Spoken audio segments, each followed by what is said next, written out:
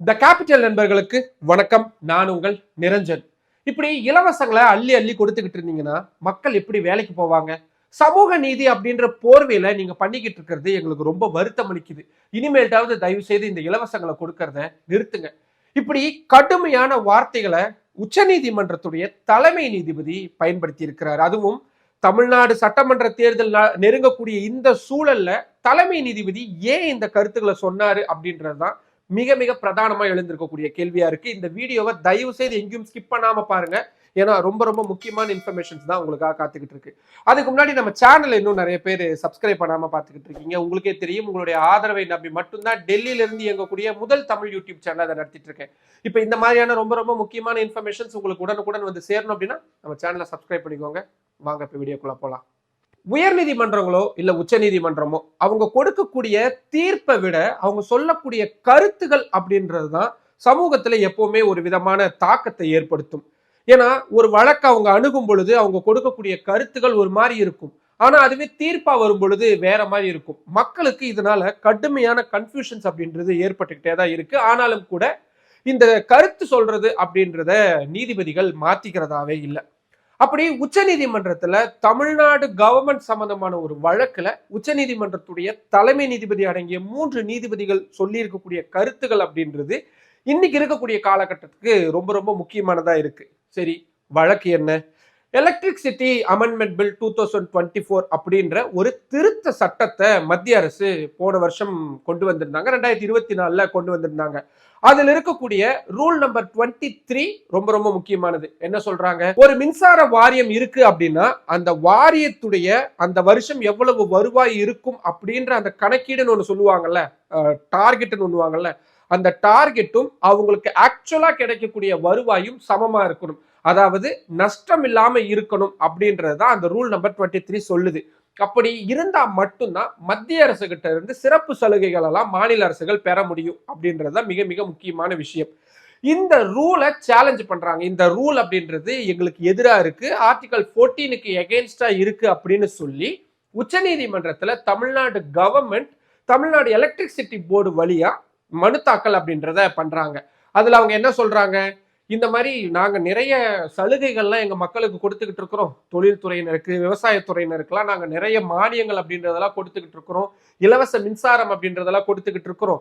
ஏன்னா இதை நாங்க சேவை மனப்பான்மையோட செஞ்சுக்கிட்டு இருக்கிறோம். அதனால முன்ன பின்ன இந்த வருவாயில இழப்பு அப்படின்றது இருக்கதான் செய்யும். அதை நாங்க சமாளிச்சுக்குவோம். ஆனா அதுக்காக மத்திய அரசு அவங்களுடைய பொறுப்பை தட்டி கழிச்சுட்டு போறது அப்படின்றத ஏத்துக்க முடியாது. அதனால தயவு செய்து எங்களுடைய மனுவை விசாரிச்சு அந்த ரூல் நம்பர் 23 ரத்து பண்ணுங்க அப்படின்னு சொல்லி கேட்கறாங்க. இந்த பெட்டிஷன் அப்படின்றது உச்ச நீதிமன்றத்துடைய தலைமை நீதிபதி சூரியகாந்த் அடங்கிய 3 நீதிபதிகள் அடங்கிய அமர்வு முன்னாடி இன்னைக்கு விசாரணைக்கு வருது. நம்ம இந்த வீடியோவை ரெக்கார்ட் பண்ணிட்டு இருக்கிறதுக்கு கொஞ்ச நேரத்துக்கு முன்னாடி தான் அந்த வழக்கு அப்படின்றது வந்திருந்தது.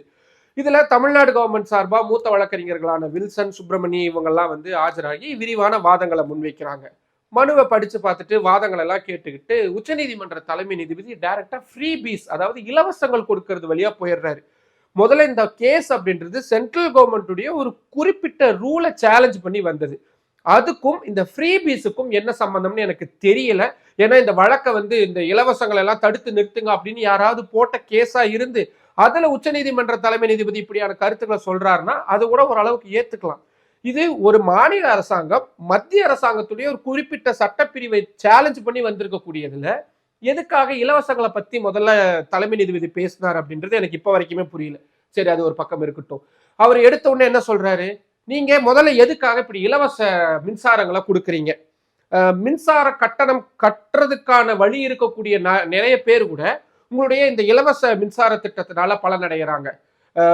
ஒரு ஒரு குறிப்பிட்ட செக்டாருக்கு மட்டும் நீங்க எதுக்காக இப்படி இலவச மின்சாரங்களை கொடுக்குறீங்க? அவங்களதான் எலக்ட்ரிசிட்டி பில் கட்ட முடியுமே, அப்புறம் எதுக்கு கொடுக்குறீங்க அப்படின்ற முதல் கேள்வியை எழுப்புறாரு. அத்தோட விடாம அப்படியே அதை தொட்டு தொட்டு தொட்டு தொட்டு மற்ற இலவசங்களுக்கும் போயிடுறாரு. எந்த அளவுக்கு போறாரு? நீங்க காலையில எந்திரிச்சு சாப்பாடு கொடுக்கறதுல இருந்து 3 வேளை சாப்பாடை இலவசமா கொடுக்குறீங்க, ஸ்கூல்ல சைக்கிள் கொடுக்குறீங்க, பஸ் பாஸ் கொடுக்குறீங்க, புக்ஸ் கொடுக்குறீங்க, பேகு கொடுக்குறீங்க, அது போக லேப்டாப் கொடுக்குறீங்க, ஸ்கூட்டர் கொடுக்குறீங்க, பெண்களுக்கு இலவசமா பேருந்துல பயணம் பண்றதுக்கு இலவசமான டிக்கெட்லாம் கொடுக்குறீங்க. இப்படி எல்லாத்தையும் இலவசம் இலவசம் இலவசம்னு கொடுத்துக்கிட்டே இருந்தீங்கன்னா மக்கள் எப்ப வேலைக்கு போவாங்க? அவங்க எதுக்கு வேலைக்கு போகணும் அப்படின்ற ஒரு மிக முக்கியமான ஒரு கேள்வி எழுப்பினாரு. அப்போ தமிழ்நாடு கவர்மெண்ட் சார்பா ஆஜராகி இந்த மூத்த வழக்கறிஞர் வில்சன், இல்ல நீங்க அப்படி பார்க்காதீங்க, இதை சமூக நீதி அப்படின்ற ஒரு கண்ணோட்டத்துல பாருங்க. சோசியல் ஜஸ்டிஸ்னா எல்லாருக்கும் எல்லாமே சமமா கிடைக்கணும், இங்க ஏற்றத்தாழ்வு இருக்கும்.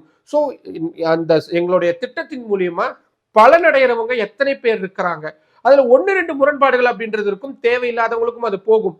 அதுக்காக ஒட்டுமொத்தமா இந்த இலவசங்களை கொடுக்கறத நிறுத்தினோம்னா அது ஒரு பெரிய செக்மெண்ட்ல இருக்கக்கூடிய நிறைய பேருக்கு பாதிப்பை ஏற்படுத்தும் அப்படின்னு சொல்றாரு. உடனே அப்போ குறுக்கிடுறாரு தலைமை நீதிபதி, இந்த சமூக நீதி அப்படின்ற போர்வையை தான் எல்லா கவர்மெண்ட்டுமே எடுத்துக்கிறீங்க. நான் வெறும் தமிழ்நாடு கவர்மெண்ட்டை மட்டும் சொல்லல, இந்தியா முழுவதும் இருக்கக்கூடிய பேன் இந்தியா அளவுல இந்த ஃப்ரீ பீஸ் கொடுக்கறது அப்படின்றது எங்களுக்கு ரொம்ப வருத்தம் அளிக்கக்கூடிய விஷயமா இருக்கு. தென்னிந்தியா, north India, eastern India, western India, வடகிழக்கு மாநிலங்கள் வரைக்கும் இந்த இலவச கலாச்சாரம் அப்படின்றது வளர்ந்துருது. தேர்தலுக்கு முன்னாடி திடீர்னு ஒரு லம்பான அமௌண்ட்டை வாக்காளர்களுக்கு கொடுத்துடுறீங்க, அதன் மூலியமா நீங்க தேர்தலை வெற்றி பெறீங்க, வாக்காளர்களும் அதை வாங்கிக்கிட்டு உங்களுக்கு ஓட்டு போடுறாங்க. ஸோ தேர்தல் அரசியலுக்காக தான் நீங்க இப்படியான திட்டங்களை கொடுத்துக்கிட்டே இருக்கிறீங்க. இது எந்த வகையில நியாயமா இருக்கு? உடனடியா அனைத்து மாநில அரசுகளும் நீங்க கொடுத்துக்கிட்டு இருக்கக்கூடிய அந்த இலவசங்களை ரீகன்சிடர் பண்ணணும், மறு ஆய்வு செஞ்சு பார்க்கணும், இது சம்பந்தமா நீங்க ஒரு புதிய கொள்கைகளை உருவாக்குங்க அப்படின்னு அவர் பாட்டு சொல்றாரு. ஆக்சுவலா நல்லா புரிஞ்சுக்கோங்க, இந்தியாவை பொறுத்த வரைக்கும் அட்மினிஸ்ட்ரேஷன் அதே மாதிரி ஜுடிஷியல் இவங்க எல்லாருமே வேற வேற செக்மெண்ட்ஸா இருப்பாங்க. ஒருத்தருக்குள்ள ஒருத்தர் தலையிட்டுக்க மாட்டாங்க. குறிப்பா அரசுகளுடைய கொள்கை முடிவுகளுக்குள்ள நீதிமன்றங்கள் வரவே முடியாது. ஆனா அப்படி இருக்கும் பொழுது ஒரு மாநில அரசாங்கமோ மத்திய அரசாங்கமோ அவங்க கொள்கை முடிவா அதை எடுத்து பண்ணிக்கிட்டு இருக்கிறாங்க. அந்த மாநிலத்தில் இருக்கக்கூடிய மாணவர்களுக்கு இலவசமா காலையில சாப்பாடு போடணும் அப்படின்றது அந்த மாநில அரசுடைய முடிவு. அதுக்கான நிதியை அவங்க எப்படியாவது திரட்டிக்குவாங்க, அது வேற வழியில இருந்து எடுத்துக்குவாங்க, இல்ல எப்படியாவது ஒண்ணு பண்ணுவாங்க. ஆனா அப்படியான விஷயங்களை நீதிமன்றங்கள் எதுக்கு கொஸ்டின் பண்றாங்க அப்படின்றது முதல்ல நம்ம எழுப்ப வேண்டிய கேள்வியா இருக்கு. ரெண்டாவது, அவங்க இந்திய அளவுல நாங்க வருத்தப்படுறோம் அப்படின்னு அவங்க சொன்னாலும் கூட அவங்களுடைய முழுக்க முழுக்க டார்கெட் தமிழ்நாடை சுற்றி தான் இருக்கு. ஏன்னா நான் பல வருஷமா உச்ச நீதிமன்றத்தை அருகில் இருந்து பார்த்துக்கிட்டு இருக்கேன். அப்படின்னா இந்த ஃப்ரீ பீஸ் அப்படின்னு வந்தாலே உடனடியா நீதிபதிகளுக்கு தமிழ்நாடு ஞாபகம் தான் வரும். தமிழ்நாடு சம்பந்தப்படாத வழக்காவே இருந்தாலும் தமிழ்நாடு பத்தி குறிப்பிட்டு இந்த மாதிரியான விஷயங்களை அவங்க விமர்சிச்சு பேசுறத வழக்கமாக தான் வச்சுக்கிட்டு இருக்காங்க. இப்போ தமிழ்நாடு ஒரு இலவச பஸ் பாஸ் ஆகட்டும், ஏன் மதிய உணவு திட்டமாகட்டும், சத்துணவு திட்டமாகட்டும், இதெல்லாம் இன்னைக்கு நேத்து கொடுக்கல. 50 ஆண்டுகளா 100 ஆண்டுகளா செயல்படுத்திக்கிட்டு இருக்கக்கூடிய திட்டங்கள், அதோடைய அடுத்தடுத்த செக்மெண்ட்ஸ் அப்படின்றது வளர்ந்து வந்துகிட்டே இருக்கு. ஆனா இப்படி இலவசங்களை கொடுக்கறாங்க அப்படின்றதுக்காக தமிழ்நாடு ஒன்றும் பின்தங்கி போயிடல, பின்தங்கிய மாநிலமாலாம் இல்லை. இந்த இலவசங்களை கொடுக்காத நிறைய மாநிலங்கள் இருக்காங்க. அவங்க எல்லாம் டாப் மோஸ்ட் மாநிலங்களா இருக்கிறாங்களான்னா சந்தேகத்துக்குரிய விஷயம்தான். உதாரணத்துக்கு இப்ப நம்ம தமிழ்நாட்டில் கொடுத்துட்டு இருக்கக்கூடிய இலவச சைக்கிள் ஆகட்டும், பஸ் பாஸ் ஆகட்டும், இது எல்லாமே நானுமே பயன்படுத்தி இருக்கிறேன். லேப்டாப் ஆகட்டும், இதையெல்லாம் பார்த்து தான் இப்ப நான் இருக்கக்கூடிய உத்தரப்பிரதேசம், டெல்லி மாதிரியான மாநிலங்கள் கொஞ்சம் கொஞ்சமா பயன்படுத்திட்டு இருக்கிறாங்க. அப்ப இதோட எக்ஸ்பேண்டட் வெர்ஷனா மாறிட்டு வரும் பொழுது ஒட்டுமொத்தமா அது பலனளிக்கக்கூடிய விஷயமா இருக்கு. வெறும் தேர்தல் அரசியல் அப்படின்றத மட்டும் சுருக்கி பார்க்காம அதோடைய பலன் எத்தனை பேருக்கு போய் சேருது அப்படின்றதையும் ரொம்ப குறிப்பிட்டு பார்க்கணும். ஸோ இப்போ அதுக்குதான் அரசியல் கட்சிகள் இருக்காங்க, அதுக்குதான் அவங்க ஆளும் அரசா இருக்காங்க, அதுக்குதான் மக்கள் அவங்களை தேர்ந்தெடுக்கிறாங்க. ஆனா அப்படி இருக்கும் பொழுது அதை எதுக்காக நீதிமன்றங்கள் இப்படி கேள்விக்குள்ளாக்குறாங்க அப்படின்றத எனக்கு எழக்கூடிய கேள்வியா இருக்கு. ஏன் இலவச அரிசி அப்படின்றத போடுறாங்க, அப்ப அதை கொஸ்டின் பண்ணணும் தானே, ஏன் பண்ண மாட்டேன்றாங்க? அப்போ என்ன நோக்கத்துக்காக நீதிமன்றங்கள் இப்படியான கேள்விகளை எழுப்புறாங்க அப்படின்றது ரொம்ப ரொம்ப முக்கியம். சரி, இதெல்லாம் ஒரு பக்கம் இருந்தாலும் இந்த வழக்கு என்னாச்சு அப்படின்னு பார்த்தா, தமிழ்நாடு கவர்மெண்ட் தொடர்ந்து இருக்கக்கூடிய அந்த மனு மீது மத்திய அரசு பதிலளிங்க அப்படின்னு நோட்டீஸ் பிறப்பிச்சு வழக்கை ஒத்தி வச்சிருக்கிறாங்க. ஆக்சுவலா கேஸ் வந்திருக்கும், என்ன சொல்றீங்கன்னு கேட்டிருப்பாங்க, இப்படி நோட்டீஸ் இஷ்யூ பண்ணி அடுத்த ஹியரிங்க்கு போயிருக்கணும். இது ஆக்சுவலா 1 or 2 minutesல நடக்க வேண்டிய ரொம்ப சிம்பிளான ஒரு ப்ராசஸா தான் இருந்திருக்கும். ஆனா அதுக்கு இடைப்பட்ட நேரத்துல ஒரு அரை மணி நேரம் இப்படி ஃப்ரீ பீஸ் சம்பந்தமான விஷயங்களை நீதிபதிகள் பேசி இருக்கிறாங்க. இது என்னவாகும்? தமிழ்நாட்டுல இப்ப எலெக்ஷன் நடக்கும் பொழுது பாருங்க கவர்மெண்ட் டிஎம்கே கவர்மெண்ட் கொடுத்துட்டு இருக்க, இல்ல ஏடிஎம்கே கவர்மெண்ட் கொடுத்த இலவசங்களை பத்தி உச்ச நீதிமன்றமே இப்படி சொல்லிட்டாங்க அப்படின்னு அரசியல் கட்சிகள் அதனை விமர்சனம் செய்யறதுக்கான ஒரு வழியா போயிடும். ஆனா அன்பார்ச்சுனேட்லி என்ன விஷயம் அப்படின்னா, இந்தியாவில் இருக்கக்கூடிய எந்த ஒரு கட்சிகளுமே இன்னைக்கு இந்த இலவசங்களை எதிர்த்து பேசக்கூடிய இடத்துக்கு வர முடியாது. ஏன்னா பாஜக உட்பட ஒரு காலத்துல ஃப்ரீ பீஸ் அப்படின்றது அது இலவச கலாச்சாரத்தை முழுமையா எதிர்க்கிறோம்னு சொல்லிக்கிட்டு இருந்த பாஜக உட்பட அத்தனை கட்சிகளுமே இன்னைக்கு ஏதாவது வகையில இலவசங்களை கொடுத்துக்கிட்டு தான் இருக்கிறாங்க. அது என்ன நோக்கத்துக்காக கொடுக்கப்படுது, அந்த திட்டம் எந்த மாதிரியான விஷயங்களா போகுது அப்படின்றத பொறுத்து தான். உதாரணத்துக்கு இப்ப பீகார் மாநிலத்துல தேர்தலுக்கு ஒரு மாசத்துக்கு முன்னாடி இல்ல சில வாரங்களுக்கு முன்னாடி பெண்களுடைய வங்கி கணக்குல 10,000 ரூபாய் செலுத்தினாங்க. உச்சநீதிமன்றம் அப்ப ஏதாவது இது வந்து கேள்வி எழுப்புனாங்களா? அப்பவே அதை தடுத்து நிறுத்தினாங்கன்னா நம்ம இப்ப யாருமே எதுவுமே பேச போறது இல்லை. சோ மாறுபடுதோ நீதிமன்றத்துடைய பார்வை ஒவ்வொரு மாநிலத்திற்கும் ஏற்ப மாறுபடுதோ அப்படின்ற நியாயமான கேள்வியும் நம்ம எழுப்ப வேண்டியதா இருக்கு. இது நீதிமன்றத்தின் மீது களங்கம் விளைவிக்கிறது அந்த மாதிரியான எந்த நோக்கமும் கிடையாது. எழக்கூடிய நியாயமான கருத்துகளையும் யோசனைகளையும் நம்ம முன்வைக்கிறோம். அவ்வளவுதான் எனக்கு தோன்றது. உங்களுக்கு என்ன தோணுது? உச்சநீதிமன்றம் இப்படி இலவசங்கள் குறித்து முன் வச்சிருக்கக்கூடிய பார்வை சரியானதுன்னு நினைக்கிறீங்களா?